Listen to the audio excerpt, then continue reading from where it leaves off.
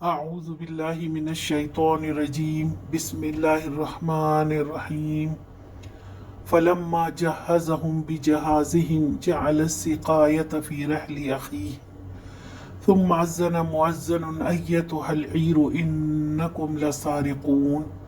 جب یوسف علیہ السلام ان بھائیوں کا سامان لدوانے لگے تو اس نے اپنے بھائی کے سامان میں اپنا پیالہ رکھ دیا۔ پھر ایک پکارنے والے نے پکار کر کہا، اے قافلے والو، تم چور ہو۔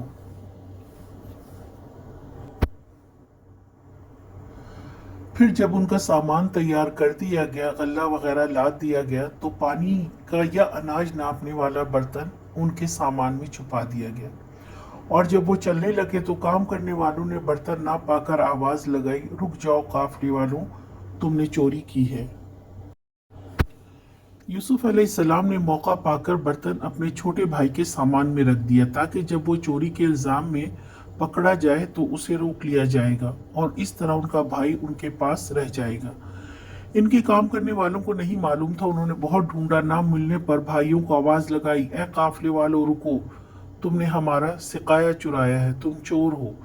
اب یہاں پھر اللہ سبحانہ وتعالیٰ کی مشیت سے ان کو آزمائش کا سامنا ہوا۔ حالانکہ وہ باپ کی نصیحت کے مطابق شہر میں مختلف دروازے سے داخل ہوئے تھے۔ اس کا مطلب یہ ہے کہ والدین اپنے بچوں کو ہر اچھی بات کی نصیحت کرتے رہیں، مگر اللہ کی مقرر کی ہوئی تقدیر کے فیصلے سے بے خبر نہ رہیں، اللہ تعالیٰ کے اختیار کو نہ بھولیں۔ آج کا سوال، یوسف علیہ السلام نے برتن بھائی کے سامان میں کیوں رکھا؟